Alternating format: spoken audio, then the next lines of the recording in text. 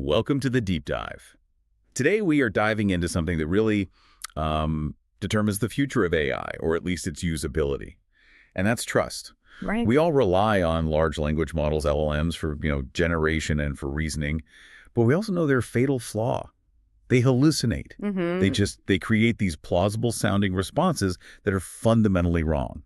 Hmm. And they're working off outdated data, and they are notoriously weak in really specialized high-stakes fields, think scientific research or intricate medical knowledge. Exactly. And in those domains, accuracy isn't some kind of bonus feature, it's an absolute requirement. Of course. The industry's first big response to this was retrieval augmented generation, or he. And it was, kind of genius in its simplicity. The LLM gets a question, it pauses, and it goes and searches external current sources, like a live database, and then uses that fresh info to build its answer. And ROI was a huge improvement, a massive step forward. But it struggled too, It did. because what ARD retrieves are often just these long, messy text passages. It's unstructured information, which can be super confusing contextually. Right. So if you ask a complex, multi-step question, retrieving one giant block of text might actually introduce more noise or ambiguity. It can lead the LLM right down the wrong path. So if Argot gave us the ability to fetch information, our current framework, well, it needs the ability to organize it. Ah, okay. And that brings us to our mission for this deep dive, unpacking retrieval and structuring augmented generation, or RAS.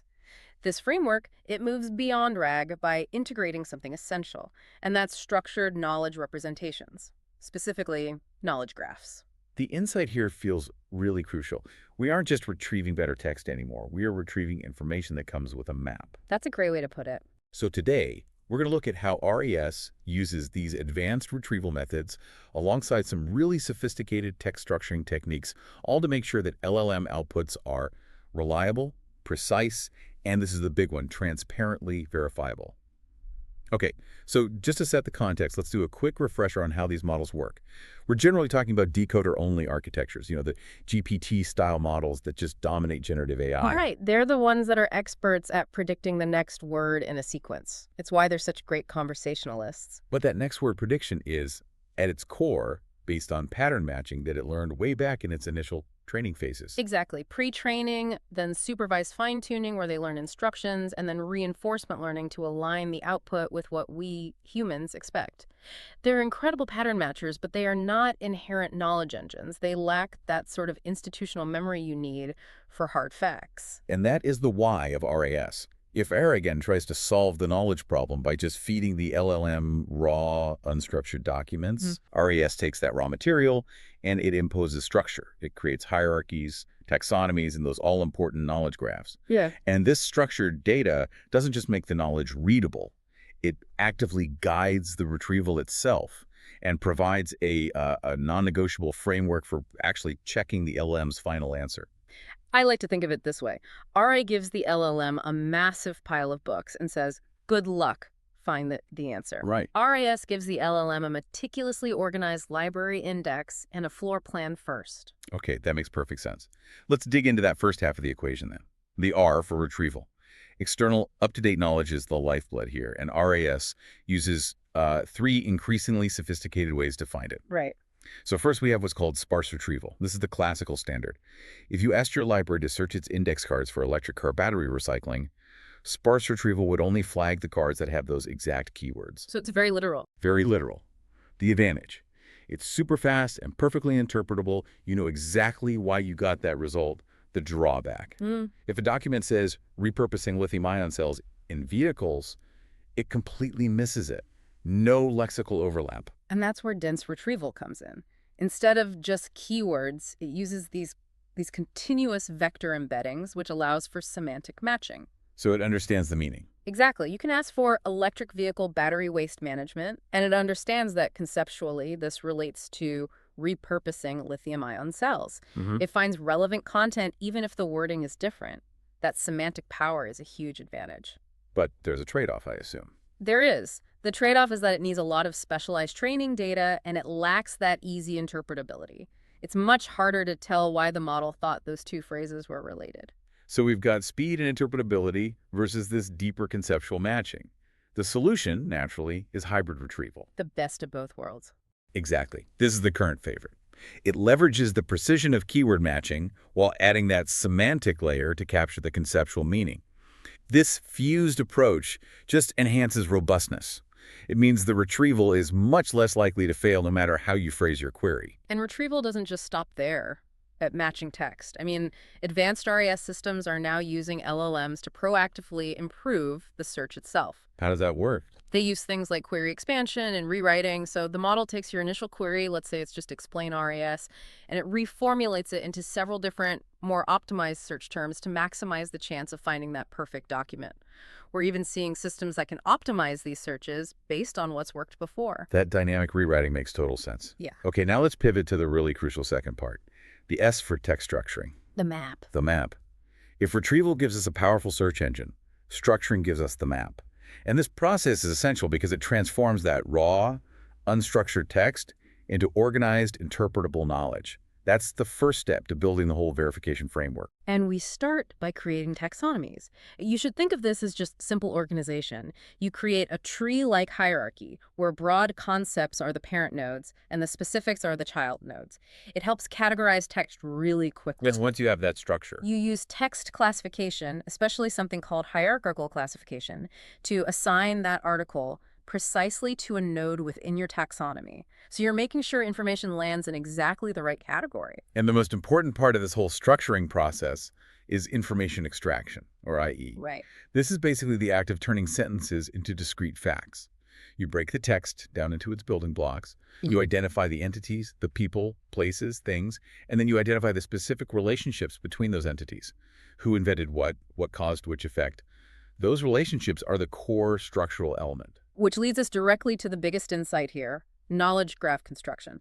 KGs represent those entities as nodes and the relationships as edges. This isn't just a database, it's a living structural map of the facts. And LLMs are a key tool here now. A huge tool. They're now being used to rapidly convert plain text directly into these graphs. In high-stakes fields like medicine, this is revolutionary because the KG maintains technical accuracy and provides an explicit, verifiable structure for every single piece of knowledge the model uses. This is where the magic happens, right? The RAS integration. How does this structured knowledge guide both the search and the final answer? Let's start with structure-enhanced retrieval. Well, the structure provides a framework for incredibly precise searching. For instance, if you're using a taxonomy, you can filter your search space immediately. You can say, only look at documents categorized under deep learning architectures, and you avoid all the irrelevant stuff. And I imagine when you bring in the knowledge graph, the precision just skyrockets. It does. Instead of relying on a potentially fuzzy search for similar-sounding text chunks, the LLM can now retrieve knowledge through structured graph traversal. It can use entity matching. So it's not just looking for text that sounds similar, it's literally following explicit links on a map. Exactly. And you can visualize the synergy as this abstract, iterative cycle. Imagine this. A retriever identifies some relevant documents. Those documents are instantly processed and structured into a little temporary subgraph of knowledge. That subgraph immediately updates a bigger evolving knowledge graph that's tailored to your specific query. Yep. And that newly updated KG then augments the LLM to generate its initial answer. But the key part is the feedback loop, right? What's the key? If the LLM realizes its answer is incomplete, or maybe it needs more specific details about one entity on the graph, it can dynamically generate a focused subquery based entirely on the KG it already has. So it basically says, hang on, I'm missing the date for this specific relationship, and kicks off a new hyper-focused retrieval cycle. Yes, until sufficient knowledge is gathered. It's a dynamic feedback system, not just a one-shot search. This leads perfectly into structure-enhanced generation, where that structured knowledge acts as the ultimate transparent guardrail. It's what drastically reduces hallucinations. Absolutely. The core idea is you're forcing the LLM to reason over the KG structure, not just summarize a bunch of retrieved text. We're moving from probabilistic text generation to auditable, verifiable, step-by-step reasoning. Let's talk about those advanced reasoning frameworks. They force the LM to build out these explicit reasoning chains. So instead of just giving you the final answer, the model has to show its work. Exactly. It navigates the KG step by step using prompt-driven reasoning. And we're seeing systems that are even more complex. We are. Systems where the LLM's reasoning isn't just a linear chain, but a graph itself. This allows for multi-path exploration, even backtracking.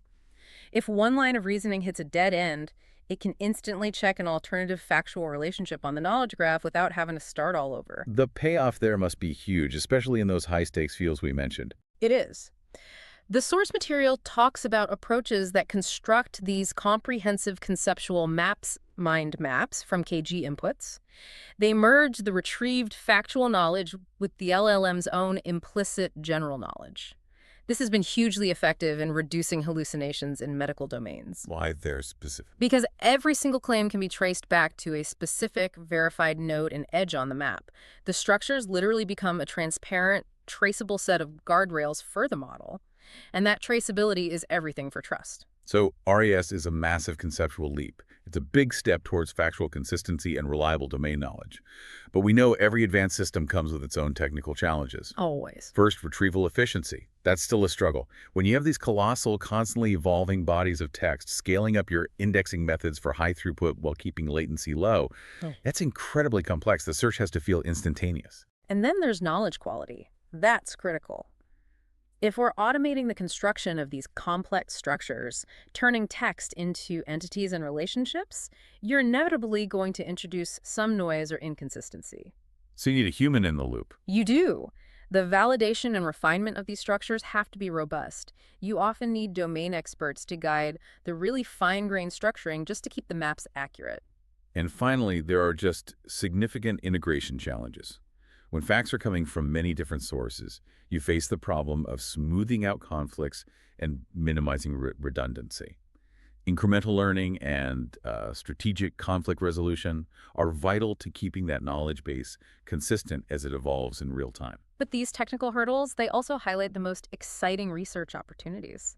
For those of you really interested in the cutting edge here, think about interactive and self-refining systems. What does that look like? Future RES frameworks will likely use reinforcement learning to autonomously identify and correct their own errors.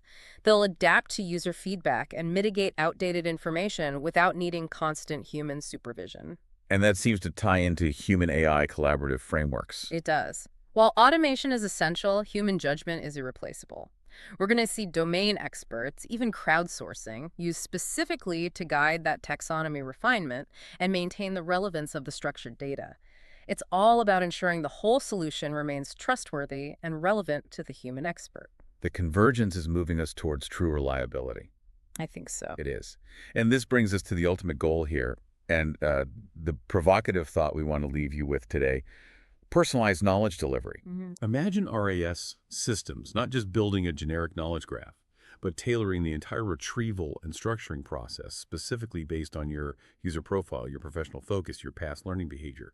How much more powerful will LLMs be when they stop working with a generic map of the world and instead have a precise, dynamic, and trustworthy knowledge map that is evolving exactly with your unique needs? That's the future RAS promises.